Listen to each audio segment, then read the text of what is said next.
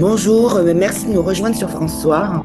Nous sommes avec Lio qui vient nous livrer un témoignage. Donc Lio, c'est une jeune femme qui pendant un moment a suivi des traitements, des opérations pour devenir un homme. Avant de revenir sur cette décision, vous avez souhaité témoigner de votre histoire, de votre parcours. Déjà, je vous remercie beaucoup donc de partager ce témoignage avec nous. Et je vous laisse la parole. Bonjour. Merci infiniment pour l'invitation. Je m'appelle Lio Kessler. Je suis connu sous ce nom, mais mon nom d'origine, c'est Hélène Lia Kessler. Je viens de Suisse. Je suis dans un petit canton qui s'appelle le Valais et je suis né en 1989. Voilà. Euh, Sinon, pour revenir à ce que vous avez dit, alors j'ai fait une transition de femme à homme. C'est ce qu'on appelle aujourd'hui communément comme ça. Mais c'est vrai que mon objectif, c'était pas d'être un homme, c'était surtout de pas être une femme. Maintenant, c'est vrai que j'ai un peu de peine quand on me dit ça, mais c'est tout à fait juste. Voilà. Oui, c'est ce que vous m'avez expliqué quand on a parlé avant, c'est que vous avez réalisé en fait, c'était beaucoup plus que vous ne vouliez pas être une femme que de devenir un homme. Mhm. Et donc, si vous voulez, parce que vous m'avez expliqué, donc en fait, vous, ça a commencé petite. Euh, oui, alors bon, moi, il faut savoir que j'ai fait ça il y a 10 ans en arrière. Du coup, j'avais 23 ans et depuis petite, j'ai, disons, certaines caractéristiques. Mais je suis pas comme ça depuis petite, mais je vais vous raconter ça. Mais oui, depuis que je suis petite, donc depuis que j'ai 3 ans, j'ai un refus des habits, des robes, etc. Quand ma mère elle s'approche avec les habits comme ça, je me mets à hurler, je veux absolument pas mettre de robe. Je joue principalement avec des garçons, je joue pas du tout au Barbie. Euh, je, je refuse aussi assez vite mon prénom. Et du coup, ben voilà, je grandis un peu comme ça. Bon, j'étais une petite fille qui était assez timide et réservée. Je prenais mes jouets, puis je jouais seule dans la cour de récré. Donc voilà, j'étais un petit peu comme ça, un peu dans ma bulle. Et puis après, en grandissant, ben voilà, il y a le corps qui change parce que c'est vrai que quand on est petit, quand on est enfant, il n'y a pas cette notion de corps. En fait, on est un petit peu il y a une évidence d'être comme ça, on est un tout, quoi. Et on se rend pas compte que il y a un corps et un esprit. On n'a pas cette notion-là. C'est vraiment quand la puberté arrive et puis que le corps il change, il y a cette notion de corps qui apparaît à l'esprit. Enfin, moi, j'avais vraiment ouais, c'est cette perte de contrôle de toutes les informations qui arrivent d'un point de vue extérieur comme le regard des autres qui change, enfin tout ça, et puis le corps qui se transforme de manière anarchique et beaucoup dans le gonflement, bah voilà, c'est les femmes. Hein. Et du coup, ouais, j'ai mal vécu comme beaucoup de personnes, mais voilà. Et puis, ouais, j'ai assez cultivé, je pense aussi, une sorte de haine et de jalousie des hommes assez vite aussi.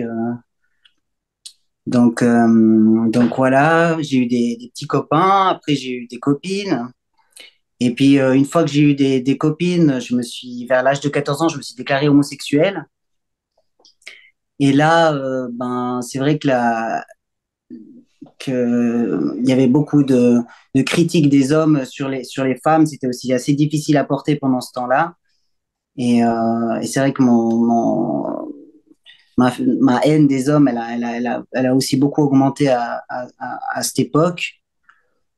Et puis ensuite, j'ai commencé à plus réussir à m'identifier aux femmes homosexuelles. Hein. Parce que bon, faut quand même savoir que dans le monde hétéro et dans le monde gay, il y a aussi énormément de codes. Donc voilà, t'es un bon hétéro si et un bon gay si.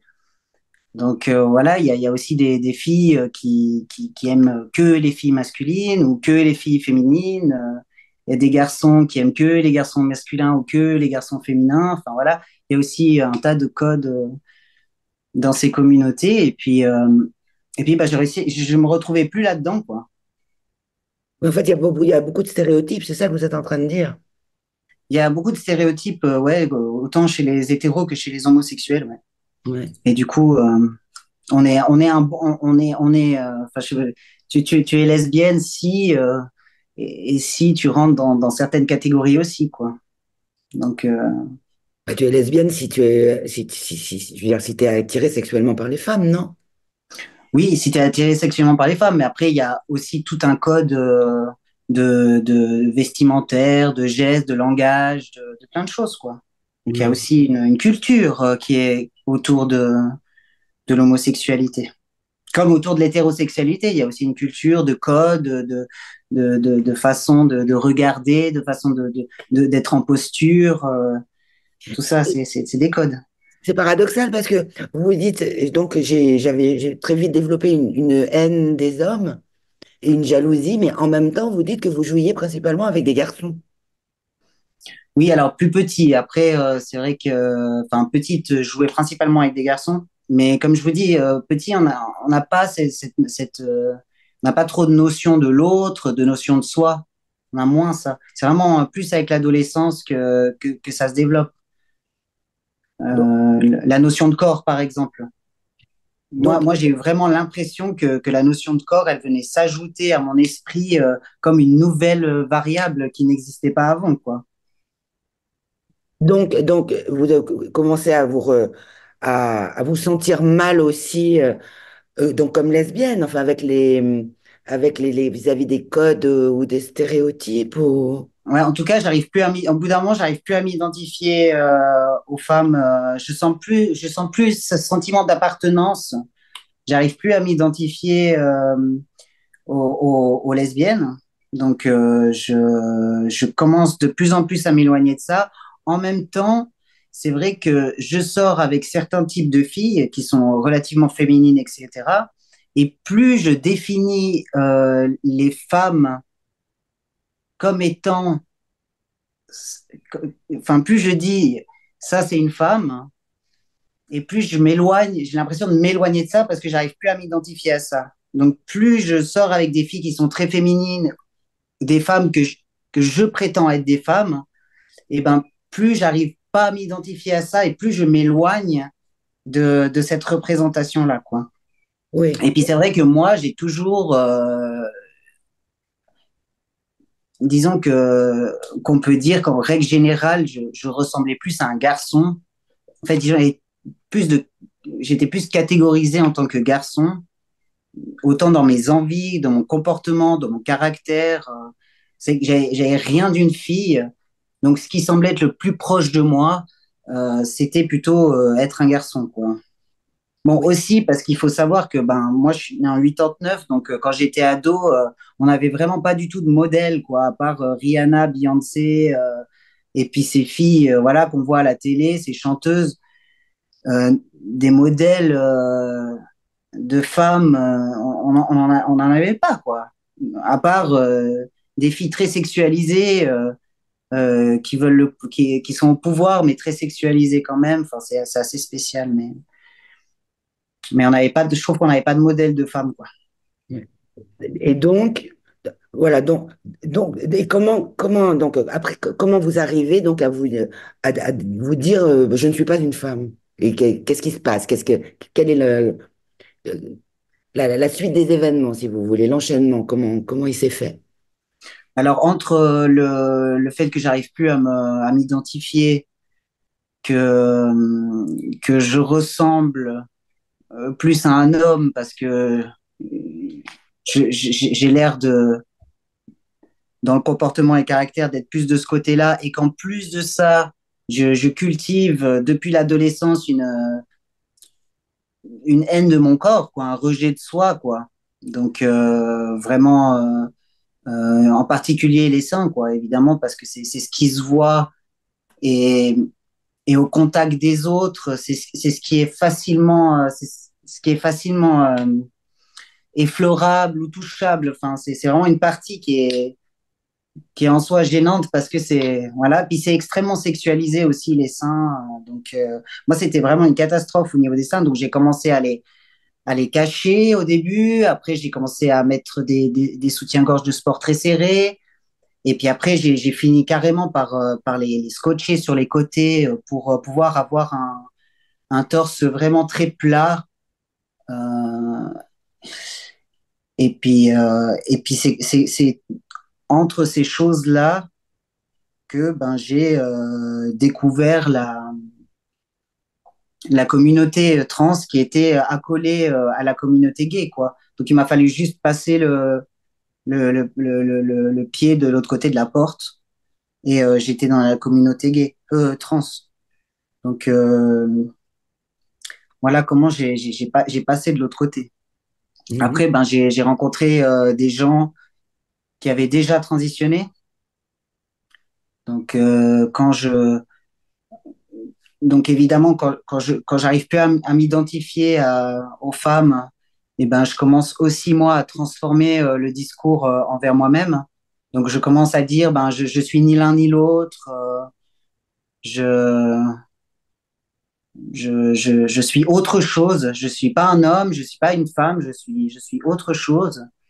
Et puis, je vous ai pas dit, mais c'est vrai que avant d'aller dans les associations, j'ai quand même été voir des psys. Et ces psys, ils ont vraiment pas su du tout m'aider dans la réflexion, dans le questionnement des choses que j'énumérais, quoi, comme je me sens ni homme ni femme ou un peu des deux, que je ne suis pas une femme, que mes seins, c'est pas des seins, c'est des excès de graisse comme on peut voir chez les hommes. Donc vraiment, voilà, moi j'ai eu des réactions du style, on a ri ou on n'a pas fait attention. On m'a dit oui, mais en fait c'est rien, enfin c'est délirant, t'es très bien comme tu es, ne t'inquiète pas. Donc voilà. Donc moi en fait j'étais hyper mal pendant ce moment. J'ai quand même cherché, j'ai été voir une personne, ça me plaisait pas ce qu'elle me répondait. J'allais voir quelqu'un d'autre, ça me plaisait pas, et j'ai continué à chercher comme ça jusqu'à que je tombe sur les assos, quoi. Ouais. Oui, en fait, vous exprimiez un mal-être profond qui a été un petit peu balayé d'un revers de main, finalement. Ouais. Ouais, on n'a pas été chercher vraiment pourquoi je disais ça, et puis on n'a pas, ouais, on n'a pas prêté attention à, à ce que mes souffrances, vers quoi elles pourraient aller, quoi. Oui. Et vous m'avez dit aussi que vous aviez été exposé à la pornographie extrêmement jeune, enfin très Mm, petite, d'ailleurs sans malveillance, hein, juste quelqu'un qui se rendait pas compte, mm. un garçon plus âgé, un peu plus âgé que vous, enfin qui se rendait pas compte de ce que ça pouvait faire. Donc, parce que enfin, vous étiez toute petite, enfin c'était, Mais j'avais 8 ans ouais, quand j'ai commencé à être exposé à de la pornographie, parce que ben, il y a plusieurs années, la pornographie, c'était aussi quelque chose enfin, d'assez banal au final, où ça commençait à se banaliser. Et voilà, on avait des cassettes VHS à l'époque, et à la place de Cendrillon, bah, il y avait autre chose, quoi. ouais. Donc, ouais, on se fait avoir comme ça, mais c'est vrai que on s'en rendait vraiment pas compte à quel point ça pouvait être vraiment très néfaste pour un enfant d'être confronté à de la pornographie, ouais, c'est clair. Ça m'a Bah, certainement pas aidé, hein, ça c'est sûr. disons que ça donne pas une image très valorisante de la femme, Oui, ça c'est sûr, ouais. et on n'a Puis pas on n'a fait. pas envie, et on n'a pas envie d'y être non plus, hein, du coup, hein, C'est ça c'est ça, sûr, quoi. Ça c'est c'est ça. sûr. Mais en même temps, bon, c'est paradoxal parce qu'en même temps, il y a ça qui est absolument terrible et en même temps, j'ai consommé beaucoup de pornographie plus tard quand j'étais ado et jeune adulte. Donc, il y a c'est comme si c'était culturel, normal de regarder de la pornographie, même pour les filles. Et même, c'est plutôt valorisant de dire oui, oui, moi je regarde de la pornographie. Enfin voilà, voilà, c'est aussi pour faire comme les hommes. Donc, Oui, oui, et puis, ouais, oui, et puis je suis grande, et puis côté un puis peu oui, puis c'est banalisé, émancipation. quoi. C'est normal. Faut trouver ce qu'on aime. Enfin, comme si on n'avait pas conscience, parce que ça, j'ai appris beaucoup plus tard que en fait, l'excitation sexuelle, elle vient automatiquement sans qu'on soit excité, en fait. C'est comme les filles qui ressentent de l'excitation alors qu'elles ont des agressions sexuelles, en fait. Et après, elles se disent, ah, mais en fait, j'ai aimé ça et tout. Mais non, en fait, ça n'a rien à voir. C'est juste que le corps a une réaction normale par rapport à un stimuli, en fait, et ça n'a rien à voir avec un désir. Alors, des fois, quand on regarde de la pornographie, on peut dire, ah, bah, je suis excité, mais en fait, c'est un leurre, quoi. C'est un vrai leurre. On croit qu'on est excité, mais en fait, c'est une réaction du corps qui est tout à fait normale parce qu'il y a un stimuli, mais on n'est pas du tout excité par ce qu'on voit, en fait. Pas du Ouais, tout, quoi. c'est Mais on bien fait une dit. confusion parce que ben, ça a l'air tellement vrai, on a la sensation du corps et du coup, on associe avec l'image, mais c'est vraiment pas du tout. Il m'a fallu longtemps pour comprendre ça, mais c'est pas du tout bien la pornographie. Donc vous avez cette période où vous vous dites que vous êtes ni une femme ni un homme, que vous êtes donc quelqu'un d'autre. Oui. Et puis, et donc là, et après, à partir de là, vous vous faites prendre en main, donc après des tentatives, bon, bah, des tentatives de prise en charge d'aide auprès de professionnels, de psychologues qui ne vous aident pas. Du coup, vous vous tournez vers les associations, et donc là, qu'est-ce qui se passe? Ben, je cherche, puis ben, je trouve. Et je trouve en plus des personnes qui ont un discours similaire au mien, voire même encore différent. Et du coup, je me dis, ah waouh, en fait, c'est exactement ça, quoi. C'est exact, je suis exactement tombé au bon endroit. Les gens sont juste pas au courant. Tout ça, c'est caché. Et du coup, j'ai vécu ça vraiment comme une révélation je me suis dit, ah bah voilà, enfin, on peut être qui on est, on peut être ce qu'on veut. Enfin, ça répondait vraiment à cette lente idée qui traînait dans ma tête. Et puis ben là, forcément, ben les trucs où j'étais petite, ben ça fait consonance. Donc je veux plus mon prénom, je veux pas les robes, je me sens plus garçon. Enfin, tout vient en fait après valider des idées qu'on a déjà avant, quoi, qui peuvent dire autre chose, mais que quand on met une autre définition, bah, tout d'un coup, ça prend un nouveau sens, quoi. Donc là, je me dis, là, c'est bon, c'est ça. Et puis, il faut savoir que normalement, il y a 10 ans en arrière, il y avait un protocole de soins pour les personnes trans, c'est-à-dire qu'il fallait 2 ans de suivi, 6 mois de prise d'hormones, et après, on pouvait accéder à la chirurgie. Et moi, j'arrive là, je dis, je suis ni homme ni femme, je veux pas de testo, je veux rien, je veux juste qu'on m'enlève ces seins que je peux plus supporter, quoi. Et là, je vais voir un spécialiste, et puis je l'ai vu genre 2, 3 fois, puis après, parce qu'évidemment, on vous envoie vers un spécialiste, donc ça renforce aussi le fait de se dire, ben, tout ça c'est juste, tout ça c'est vrai, et, le but c'est quand même de réduire la souffrance. Donc voilà, moi j'ai exprimé ma souffrance et puis en quelques séances, bah, on m'a dit que les assurances devaient prendre en charge selon mon protocole, c'est-à-dire juste m'enlever les seins et qu'ils n'avaient pas à dire non. Et du coup, ben, je suis rentré en guerre avec les assurances pour être prise en charge euh, sans le protocole de soins qui est censé être admis. Et, euh, et ça n'a pas du tout fonctionné. Et du coup, ben, vu que j'étais ben, prise dedans, c'était très émotionnel. En plus, on a l'impression qu'on va contre vous parce on veut pas vous payer, etc. Ben, j'ai été en clinique privée, puis j'ai cotisé moi-même pour payer mon opération. Donc vous avez commencé par vous faire enlever les seins. Donc, j'ai commencé par me faire enlever les seins. Et puis, là, je me suis réveillée de l'opération. Donc, je me suis endormie avec une conviction, et puis quand je me suis réveillée, il y avait une réalité totalement différente, quoi. Puis c'est vrai que là, j'ai été très, très mal. J'avais vraiment envie de me suicider, j'étais hyper mal. Puis là, bah, les associations, elles vous disent, mais non, mais t'inquiète, c'est normal de passer par là, ça fait partie du processus, ça va aller et tout. Et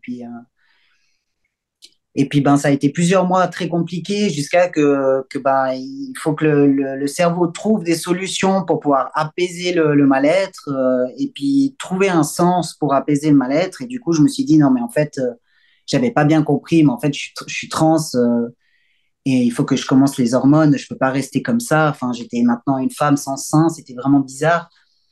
Et du coup, ce qu'on appelle dysphorie augmentait de plus en plus, quoi. Donc, il fallait faire quelque chose. Donc, ben, on m'a mis sous traitement hormonal de testostérone. Et là, ben, c'est clair que la testostérone, ça booste, quoi. Donc, ça reste un stimulant quand même. On le voit pas comme ça. On le voit vraiment comme un processus. Mais ça reste que ça fait cet effet-là. Et du coup, ben, on se sent quand même beaucoup mieux. On se sent bien, on a le corps qui commence à changer, la voix, donc la dysphorie diminue. Et puis ben voilà, après ben, ça repart dans l'autre sens parce que ben il y a jamais, voilà, ça suffit pas. Il y a eu aussi un certain moment où j'ai rencontré une fille et euh, et c'est vrai que pendant ma relation avec cette fille-là, il y a beaucoup d'interrogations qui se sont posées parce que elle me disait qu'elle serait jamais sortie si avec une fille par exemple parce que ben moi je disais que j'étais un garçon et puis elle disait qu'elle était hétérosexuelle donc elle serait jamais sortie avec une fille ou des fois quand on regardait des reportages ou des trucs sur les personnes trans elle me disait ah mais ces personnes elles sont un peu bizarres et tout alors que qu'elle arrivait pas à faire... enfin voilà moi j'avais dit que j'étais un garçon elle m'avait pris comme ça et du coup elle faisait plus Mais elle faisait plus la différence, quoi, en fait. oui, mais elle le savait quand même que ça, c'est pas que vous aviez subi une opération, que vous aviez pris des hormones, que que que vous aviez que vous étiez né enfin dans un corps féminin. Oui, mais enfin, pour moi, c'est pas très étonnant parce que les gens qui acceptent, ils acceptent aussi très facilement sans remettre en question tout ça. Moi, c'est d'être confronté. Disons qu'on m'a jamais traité aussi bien comme un homme. Et c'est ça qui m'a créé aussi de la dysphorie, c'est qu'en fait, il y a à certains stades, quand on vous traite comme un homme, vous n'êtes pas toujours un homme, quoi, vous voyez? Donc, il y a forcément des moments où ça bloque dans la tête, quoi. Puis, vous n'êtes pas toujours un homme quand vous allez chez le médecin, vous n'êtes pas un homme. Quand vous rencontrez une nouvelle personne, vous n'êtes pas un homme. Enfin, je veux dire, donc voilà, ça crée des dissonances, en fait, dans la tête, quoi. Et, euh, et voilà, au bout d'un moment, du coup, ben, bon, au début que je l'ai rencontré, ben, j'allais faire cette hystérectomie et ovariectomie parce que voilà, il fallait que je me débarrasse vraiment de ce qui semblait être appartenir à la femme et dont je ne pouvais absolument plus du tout supporter, quoi. Et de parler d'utérus et d'ovaires, pour moi, c'était vraiment très gênant, c'était horrible, quoi. Donc, Et vous pensiez que c'était parce que cette femme vous avait dit qu'elle serait jamais sortie avec une femme? non, non, non, pas du tout, parce que ça, c'est des éléments qui viennent s'ajouter, je dirais. Tout vient s'ajouter parce que évidemment que quand j'ai commencé mon traitement hormonal, l'endocrinologue, il m'a aussi dit, il faut pas rester comme ça, il faut, il faut avancer. En plus, tu n'auras pas une bonne transformation si tu gardes une production hormonale femme et de la testostérone. Donc voilà, de toute façon, il y aura des atrophies. Enfin voilà. Donc au début, je voulais pas du tout, mais entre les discours là, la nouvelle rencontre, la dysphorie qui est toujours là et qui augmente, c'est toujours un panier, hein, de toute façon. Et là, on se dit, non, mais ouais, faut se débarrasser de tout ça, quoi, vraiment. Là, j'ai même pas vu un psy ou quoi que ce soit, quoi. J'étais voir une fois une gynéco recommandée par mon endocrinologue. Et puis, on a fait une visite que moi, c'était pas possible pour moi d'aller sur la chaise. La gynécologie, c'était vraiment pas possible. Donc, elle m'a juste fait un peu des dessins. On a discuté comme ça 20 minutes. Et puis après, j'ai passé sur la table, quoi. Donc, voilà. Puis voilà, là, ça a été le réveil a été difficile parce que j'ai chopé une infection. Enfin, ça a été assez compliqué aussi de m'en remettre. Et puis après, c'était parti. Donc après, j'ai vécu comme un garçon, transformé comme un garçon pendant 9 ans jusqu'à aujourd'hui. Vous n'aviez pas de pénis. Alors j'ai heureusement pas fait la phalloplastie parce que j'ai pris beaucoup de renseignements, j'ai failli la faire et tout, mais c'est vrai que faut savoir que je travaille, donc quand j'ai fait l'ablation des seins, j'ai dû arrêter mon travail. Quand j'ai fait l'ovarectomie, ostérectomie, j'ai dû arrêter mon travail pendant plusieurs mois. Et du coup, ben, c'est déjà de ce côté-là, c'est très compliqué à gérer. Voilà, moi j'ai des clients et tout, c'était compliqué à gérer. Euh, et puis, euh, et puis en plus de ça, la chirurgie, c'est pas la dernière chirurgie, c'est pas une petite chirurgie, quoi. Hmm. Donc, quand vous allez vous renseigner et tout, enfin, moi, j'en ai même pleuré de, d'en avoir envie, mais de ne pas oser le faire, quoi. Parce que, d'ailleurs, franchement, c'est la première opération que j'aurais fait si ça avait été simple, quoi, je pense. La toute première que j'aurais fait, je pense. Hmm. Mais, euh, mais c'est quand même très délicat. Et puis, il faut, enfin, je sais pas, faut après. Enfin, je sais pas, j'ai eu une peur quand même, une certaine conscience de me dire qu'il pouvait y avoir des dégâts vraiment graves.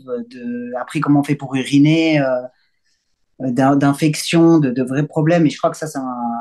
Alors, je me disais toujours, je le ferai vers 50 ans, quand les avancées, quand les avancées technologiques, elles seront là et que je le ferai plus tard et qu'au cas où ça loupe, je serais assez, j'aurais pu vivre quand même plus ou moins normalement et tout, quoi. Donc, j'étais vraiment dans une optique de le faire plus tard, etc. Mais parce qu'après vous dites, non mais je posais aussi la question parce que vous dites que vous avez vécu comme un garçon, mais ne serait-ce que dans les relations intimes, ça me paraît compliqué. Même cette femme qui disait, qui a été avec vous et qui disait qu'elle était hétérosexuelle, enfin vous m'avez dit qu'elle vous avait jamais vu nue, quoi. Oui, ben bon, moi je suis déjà assez pudique de base, donc je vais pas, enfin voilà, je vais pas trop m'exposer, j'ai pas trop exposé ma nudité en règle générale, mais c'est vrai que là enfin c'est quand vous performez dans quelque chose, mieux vaut garder un peu de mystère parce que sinon c'est c'est c'est moins fun quoi. Mais non, c'était pas possible parce que c'était trop moche quoi comme ça quoi. Donc on avait des rapports intimes c'était peut-être spéciaux mais en tout cas, je jouais assez bien mon rôle pour que ça passe crème quoi. Mhm. Et donc, est-ce que vous avez eu un moment d'apaisement après cette hystérectomie et après vous êtes fait enlever les ovaires? J'ai fait tout en même temps, hein, hystérectomie et varectomie en même temps. Mais oui et non parce que à chaque étape ça a été la même chose, ça a été horrible. Puis ça va mieux parce que ben, vous avez passé l'étape et puis vous avez des effets bénéfiques, c'est-à-dire qu'on vous considère plus facilement, on se trompe moins, des trucs comme ça. Donc ça, c'est les effets bénéfiques.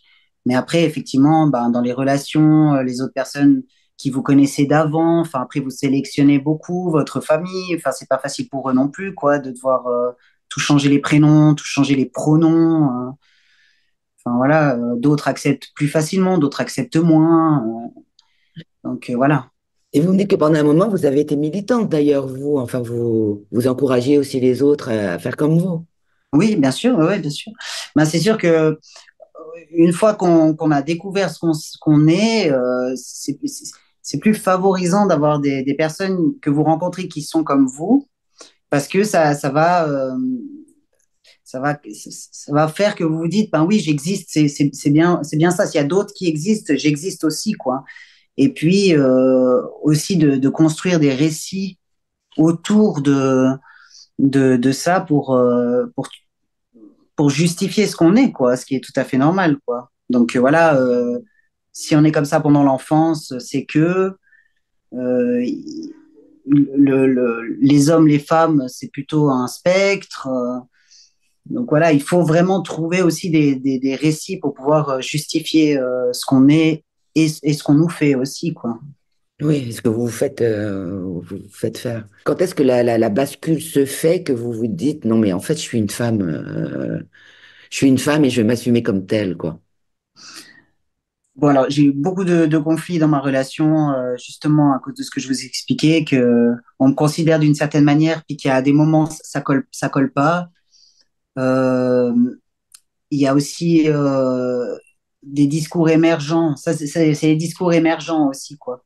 C'est vrai que ça m'a un peu confronté à ma propre, à mon propre discours, parce que quand j'ai fait la transition il y a 10 ans en arrière, j'avais des discours un peu comme il y a actuellement, mais on m'a fait passer comme transsexuel, donc d'une personne qui va de un à l'autre, alors que moi je disais non, non, je suis ni homme ni femme, je veux juste qu'on m'enlève les seins, je suis un entre-deux. Et puis quand j'ai eu vraiment des gens qui ont eu ces discours en face de moi, donc du style une femme, c'est pas forcément quelqu'un qui a des seins, une femme, c'est pas forcément quelqu'un qui a des ovaires, une femme, c'est pas forcément quelqu'un qui a un utérus, une femme, c'est pas forcément quelqu'un qui a un vagin. Alors là, là j'ai explosé parce que moi qui fais tout pour ne pas être une femme, qui essaye de tout effacer, de rayer ça de ma vie, je veux plus en entendre parler, et ben là, la définition qu'on me fait de femme, c'est une définition dans laquelle je peux rentrer, quoi, en fait. On me dit une femme, c'est pas forcément quelqu'un qui a des seins, j'ai enlevé mes seins, c'est pas forcément quelqu'un qui a un utérus, j'ai enlevé mon utérus. Et malgré tout ça, je peux être encore catégorisée comme une femme. Donc du coup, c'était tellement dissonant que j'ai dit non mais c'est foutu, c'est bon, j'ai compris, je suis une femme, j'ai compris. Mais toi qui est un homme qui dit être une femme, ben si tu fais tout gicler, ça veut dire que tu peux aussi rentrer dans la catégorie d'homme, donc ça change plus rien là. Si on peut plus définir, euh, tout le monde rentre et du coup personne ne rentre dans la case de la définition. Donc, pour moi, ça a été un peu tous ces éléments-là qui ont fait que j'ai dit non, mais là, c'est beaucoup trop, c'est bon, j'ai compris, je suis une femme, je, ce qui s'est passé, ça va pas, quoi. Et après, là, il a fallu comprendre, en fait, qu'est-ce qui s'était passé, quoi. Pourquoi j'en étais arrivé là, en fait.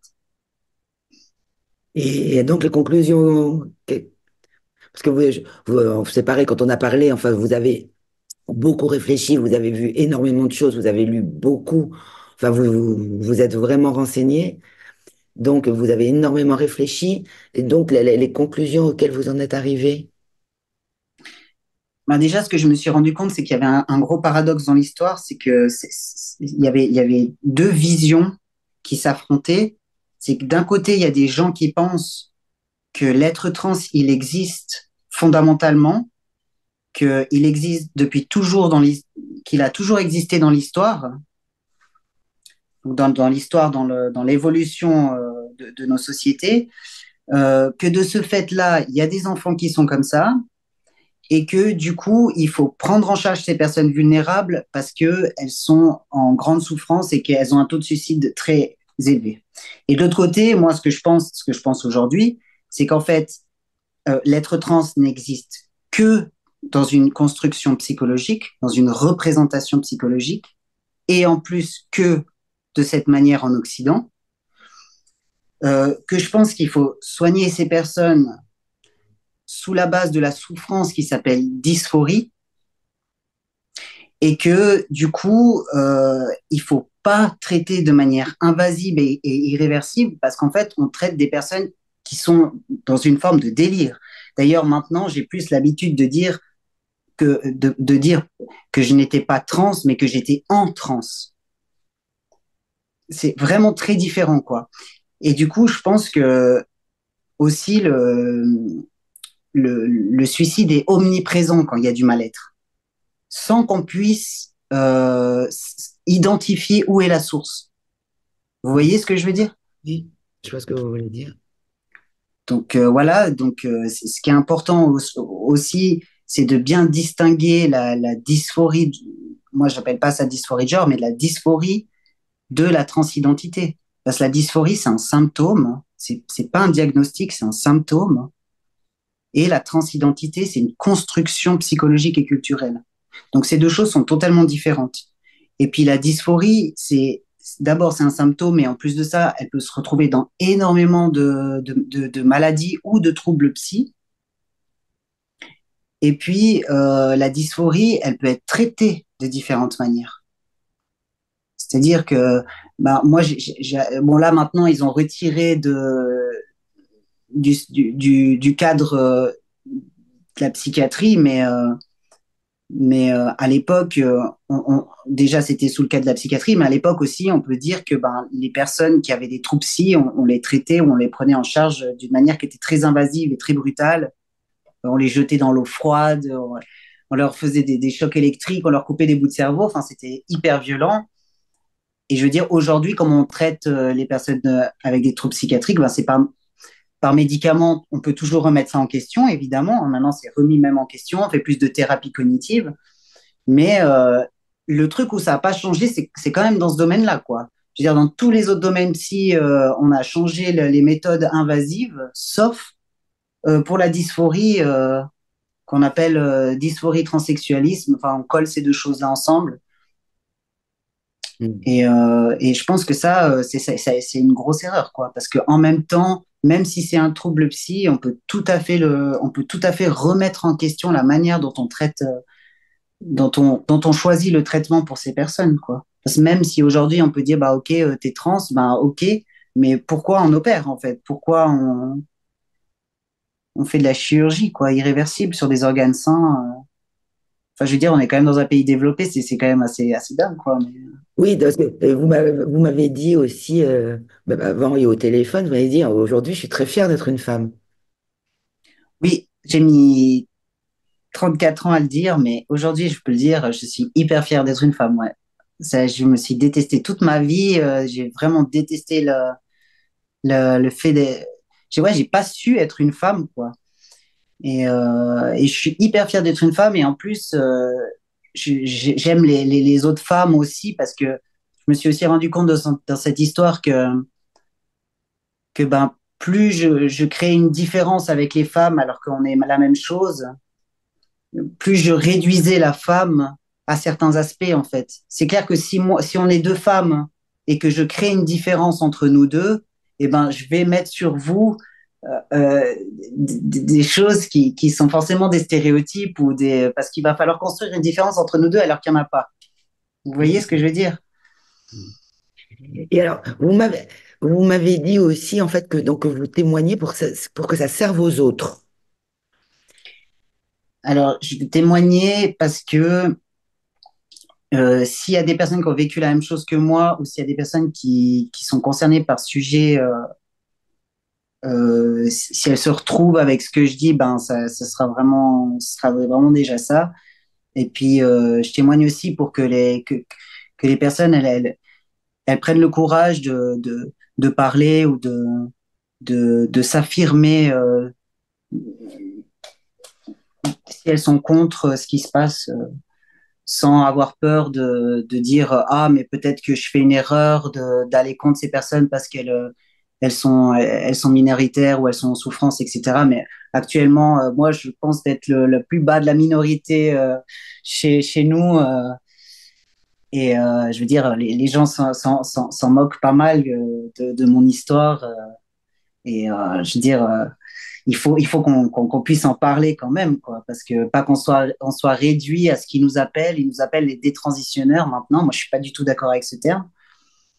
Euh, je suis pas une détransitionneuse. Ça voudrait dire que déjà que j'estime que la transition est quelque chose qui existe, je ne pense pas, et qu'après je serai maintenant autre chose, un détransitionnaire, je ne pense pas. En fait, je suis une femme, j'ai toujours été une femme, et, et je suis plus une femme victime d'un courant sociétal plutôt qu'une détransitionneuse. Enfin, pour moi, on a déjà des termes, on va pas en inventer encore, quoi. D'ailleurs, euh, donc quand vous êtes affirmé à nouveau réaffirmé comme femme, donc les groupes, les associations se sont pas trop retournés contre vous. Comment ça s'est passé? Parce que moi j'ai entendu des témoignages, c'était quand même assez violent, quoi. Oui, parce que moi, j'ai jamais été dans les associations, en fait. Enfin, en tout cas, de loin. J'ai toujours fait partie, j'avais du courrier ou des trucs comme ça, mais j'ai pas été dans des groupes, j'ai pas tellement. Pour la communauté homosexuelle à l'époque, oui, j'allais au Gay Pride, etc. Mais après, enfin voilà, moi j'avais un métier, j'avais une vie, j'avais trouvé mon truc. Et vous J'avais pas, j'ai jamais été tellement groupe non plus, donc et vous n'êtes tout pas à fait créé un quoi. environnement comme ça peut être le cas pour... Alors, bon, le fait que moi, j'ai quand même un- euh, je me suis quand même engagé à faire le tour des institutions de mon canton pour aller parler de ça, pour aller dire que ça n'allait pas, qu'il y avait des dérives, etc. Donc, je suis tout à fait exposé au fait que mon expérience est réduite au fait que je suis une détransitionneuse et que même si moi je regrette, ça remet pas en question que les autres soient heureux avec leur choix. Hmm. Même si moi je dis bien que être heureux avec son choix, ça ne veut pas dire qu'on a raison avec les démarches qu'on qu'on entreprend, quoi, parce on a un tas d'exemples qu'on peut citer où des gens sont très heureux avec ce qu'ils pensent et pourtant il y aurait matière à discuter sur les démarches qu'ils entreprennent par la suite, quoi. Comme des masculinistes ou des gens qui sont dans la radicalité ou dans des médecines alternatives, etc. Bon, ça, il y a tout un sujet, hein. Hmm. Et donc, est-ce que vous avez pu arrêter toutes les hormones? Alors là, ça fait 1 mois et demi que j'ai arrêté. Ça faisait 9 ans que j'étais sous testostérone. C'est tout Et récent. hein, Il n'y a pas longtemps donc que vous avez arrêté. non, ça fait depuis le 1er mai. Donc là, j'ai commencé un nouveau traitement. Bah, j'ai commencé un traitement pour les femmes, quoi, un traitement d'œstrogène. Et ça va bien. Ouais. Ouais. Ça va. Et qu'est-ce qu'on vous dit? Vous n'êtes pas inquiète pour votre santé? Ah bah bien sûr, mais on n'a aucune donnée ni rien du tout, quoi. Enfin, moi, j'ai l'air d'en parler comme si ça allait, etc. Mais il faut savoir que j'ai été énormément traumatisé par cette histoire. Et, euh, et c'est sûr que ça va me poursuivre toute ma vie et que j'ai pas de réelle réponse. J'ai 34 ans et je sais pas comment je vais vieillir, ni si je vais avoir une mort prématurée ou quoi que ce soit. Mais disons que pour moi, vraiment, le plus important, c'est d'avoir compris, d'être en vie, de pouvoir vivre. C'est vraiment le plus important aujourd'hui, quoi. Donc, j'essaye vraiment Oui, parce que de quand, garder le cap. parce que quand vous m'avez dit je veux témoigner pour les autres, vous m'avez aussi dit parce que pour moi c'est foutu. C'est pas pour moi parce Oui, que oui, oui, oui, c'est clair. Pour moi, pour moi, c'est foutu, quoi. Je peux pas revenir en arrière. J'ai fait ce qu'il y avait. Alors, il n'y a pas de moins pire, hein. Je pense, même si une fille, elle se fait juste enlever les seins, elle pourra jamais allaiter, et c'est une mutilation. Donc, bon, c'est horrible. Mais disons que c'est vrai qu'à mon stade, on a tout enlevé. On a traité pendant longtemps, j'ai reçu longtemps, pendant presque 10 ans de la testostérone, comment enlever les ovaires, l'utérus et tout, et que maintenant, bah, j'ai pas ni possibilité de revenir en arrière, ni de possibilité de ne pas être sous traitement. Bah, c'est vrai que c'est un peu stressant pour la suite, quoi. Et puis, ben, ça m'a, enfin voilà, ça c'est une rupture avec soi et une rupture avec les autres. Moi, c'est ce que j'essayais d'expliquer. C'est que voilà, une grosse rupture avec soi, donc il faut s'en remettre aussi. Puis c'est une rupture avec les autres parce que ben, aujourd'hui, j'ai une apparence plutôt masculine, une voix masculine. Quand je rencontre les gens, ben, c'est toujours un peu ambigu. Il faudrait que j'étale tout le temps ma vie à chaque fois. Enfin, vous voyez, donc au quotidien, il y a des gens qui pensent que je suis un homme. Enfin, vous voyez, quand vous allez à la librairie ou au magasin, enfin, vous voyez. Donc c'est bizarre tout ça quand même. C'est bizarre. Et du coup, pour moi, faut tout arrêter, quoi. Il faut pas toucher aux ados, aux enfants.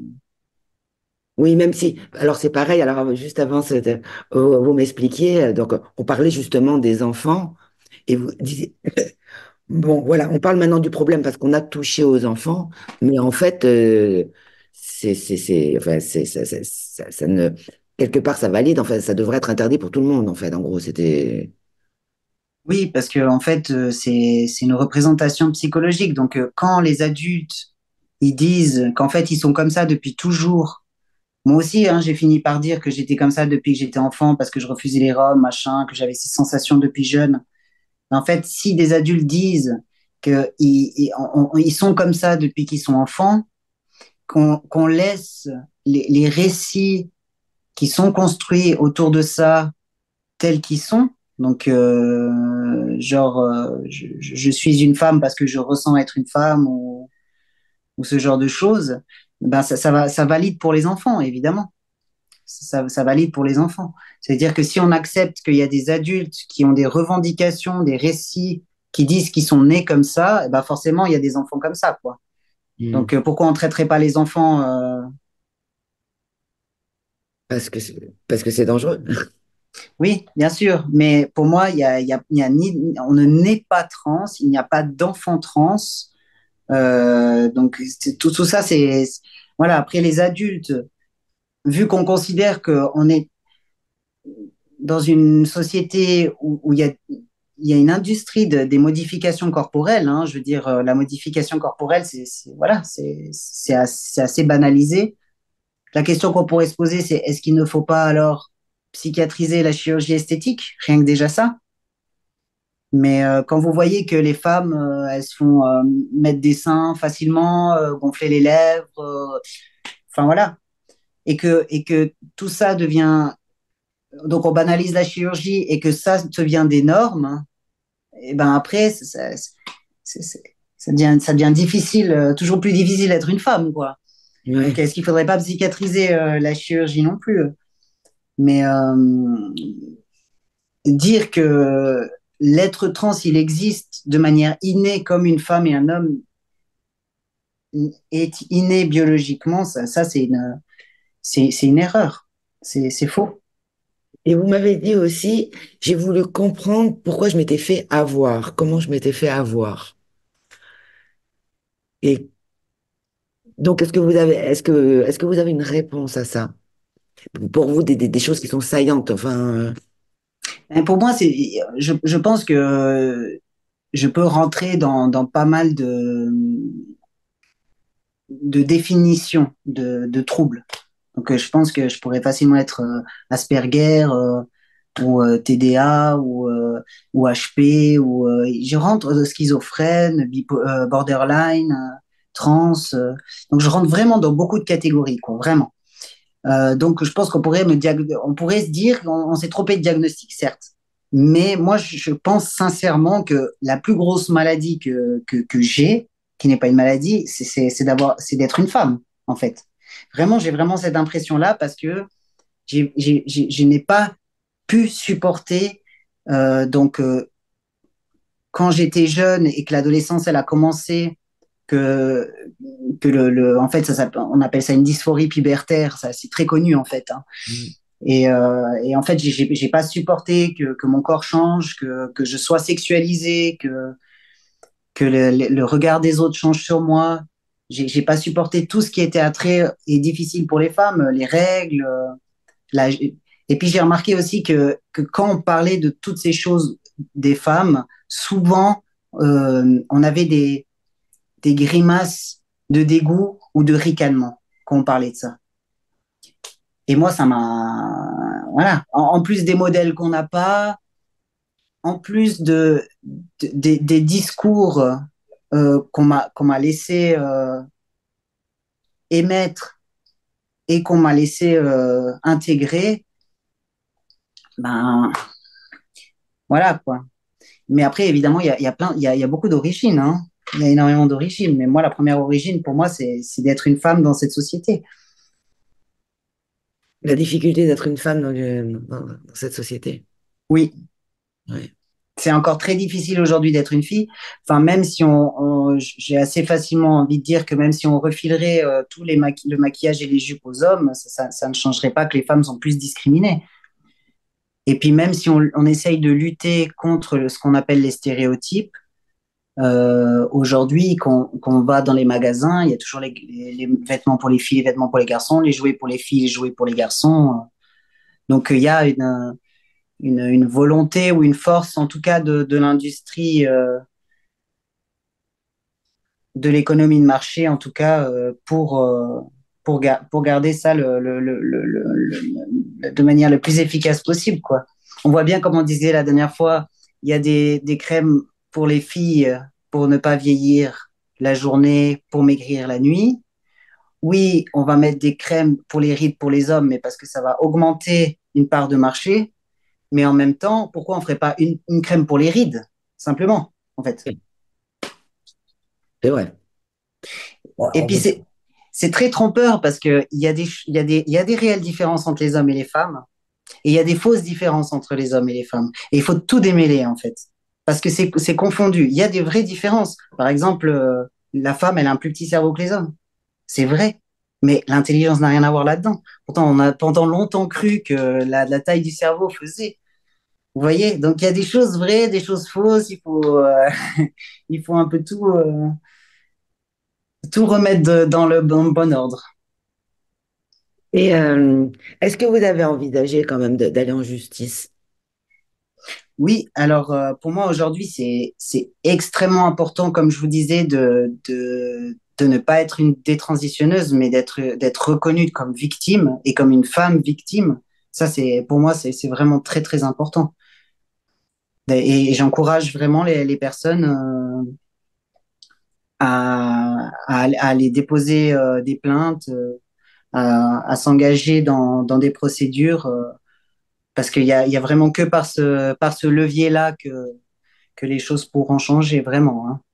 Et donc vous étiez victime de qui? Parce que pour aller de sociétés des multinationales, des médecins, Alors moi, j'ai porté plainte contre le psychiatre qui m'a diagnostiqué simplement, parce ouais. qu'il y a une erreur de diagnostic, il y a une erreur aussi de prise en charge sur la durée, c'est-à-dire que pour établir, par exemple, un diagnostic différentiel, on appelle ça, Hmm. ben, on doit voir longtemps la personne pour vraiment mettre le pour et le contre. Ça n'a pas été fait. C'est ça qui est difficile, c'est de comment on conjugue le fait que il faut prendre du temps pour être sûr qu'on a pris la bonne décision et traiter le plus rapidement possible pour éviter les souffrances. C'est ça qui est difficile. Oui, mais parce que là, on en est où, on est en train plus ou moins en fait, d'interdire, enfin, les transactivistes en fait, refusent les prises en charge psychologiques et psychiatriques. Oui, bon, après, c'est une longue bataille, hein. Ça, c'est pas venu du jour au lendemain, mais il y a 10 ans en arrière, il y avait un protocole, et puis moi, je dis non, je veux juste me faire enlever les seins. Et est-ce que c'est pas aussi parce que des gens comme moi sont arrivés en disant nous, on veut les choses comme ça, que les associations poussent, et puis que les lois se modifient, quoi. Et puis on en arrive aujourd'hui aux simples déclarations. Ça veut dire que vous pouvez aller maintenant vous-même aller changer de sexe, hein. Après, vous me disiez, mais les lois ont évolué. Oui, non. Les lois ont évolué, c'est à cause aussi de personnes comme moi, etc. Enfin, ça, c'est quelque chose. Je peux pas vous laisser dire ça parce que c'est c'est la responsabilité des scientifiques, des médecins. Vous voyez, éventuellement, des gens Et je sais. qui font les laboratoires. Je veux dire qu'ils sont censés être les sachants, les experts. On sait très bien, dans d'autres circonstances, empêcher les gens de se faire du mal, hein. Quand il y a des enjeux économiques ou vous voyez, on sait très bien vous forcer à mettre votre ceinture de sécurité dans la voiture. On sait très bien vous empêcher.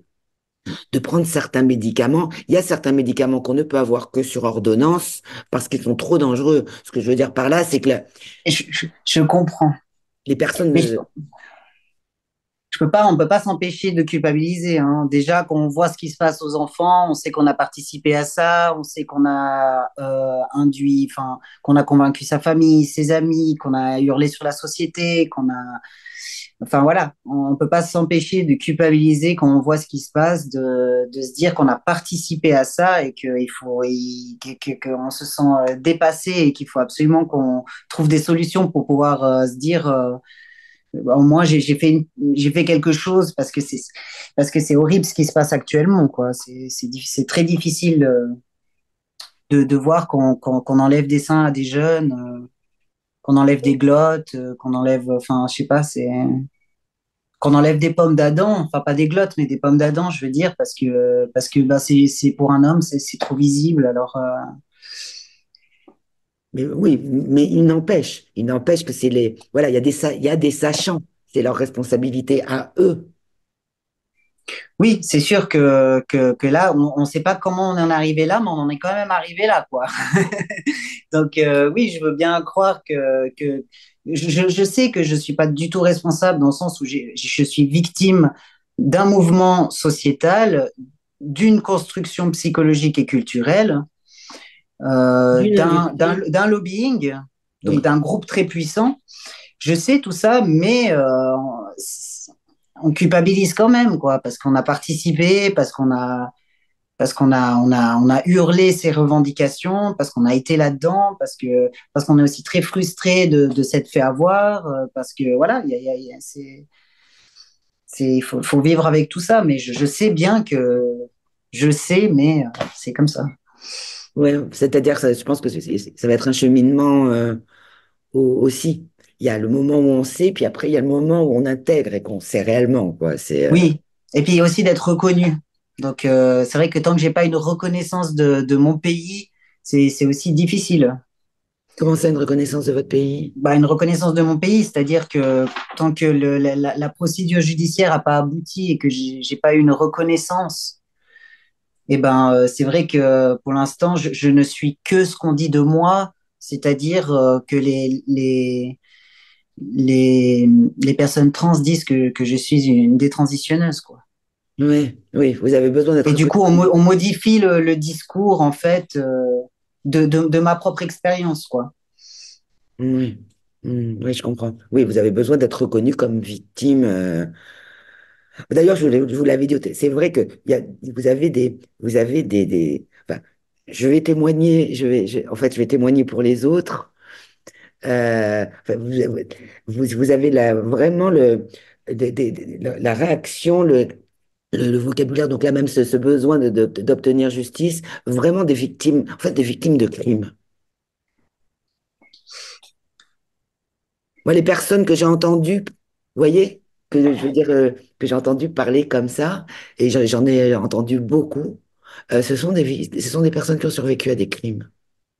Oh, mais c'est pas, enfin, vous savez, une ablation, c'est pas rien, quoi. Je veux Bah, dire, c'est une si j'allais chez le manipulation médecin génitale. puis je disais, mais je veux qu'on me coupe le bras ou la jambe, jamais on ferait, quoi.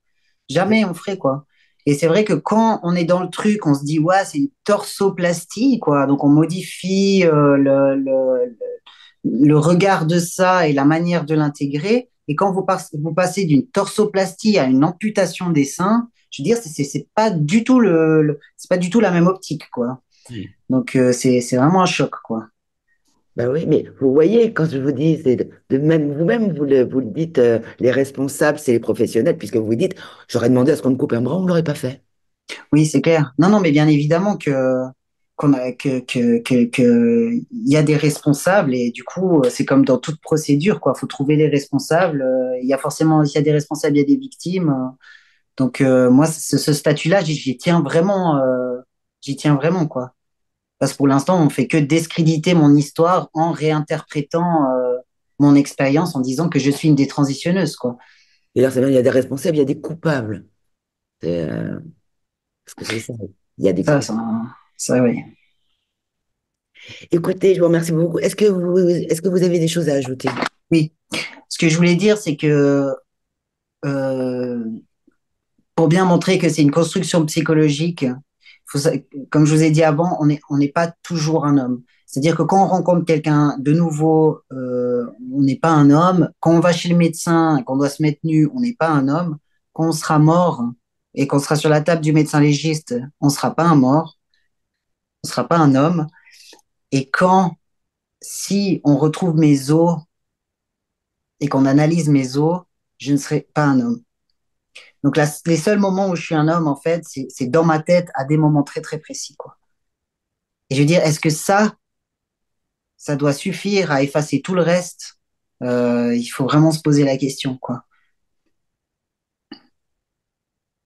Oui, oui, puis les chromosomes X, chromosome Y, ou XX, c'est indépassable. Oui, c'est vrai qu'il y a les chromosomes, mais il y a aussi le fait qu'on fasse de l'archéologie, qu'on retrouve des vestiges de femmes et que grâce à ça, on peut dire, ben non, en fait, les femmes, elles chassaient comme les hommes. Ben non, en fait, les femmes, elles faisaient telle chose parce qu'on peut établir en reconstruisant l'histoire. Je pense qu'il faut aussi se poser la question, je vous dis ça comme ça, mais il faut aussi se poser la question de quand un homme, il dit qu'il est une femme et qu'il se fait élire en politique, est-ce qu'il y a plus de femmes en politique? Il faut vraiment se poser la question dans ce sens-là, quoi. Là, c'est même plus une question de ne pas être discriminant ou de ne pas faire souffrir les gens, quoi. C'est vraiment une question de logique, quoi. Oui, oui. Bah, d'ailleurs, c'est aussi des points qui sont soulevés de la même façon dans le sport ou C'est ça, c'est ça, c'est ça. Je ne saurais pas donner une définition de ce que c'est être trans, quoi, en fait. C'est une personne qui s'auto-détermine d'après un ressenti. Parce que, effectivement, bah, on en a pas parlé, mais ce serait la même chose pour le cas de Michael Jackson ou de Rachel Dolezal. C'est pareil. Est-ce que Michael Jackson, il était noir ou il était blanc?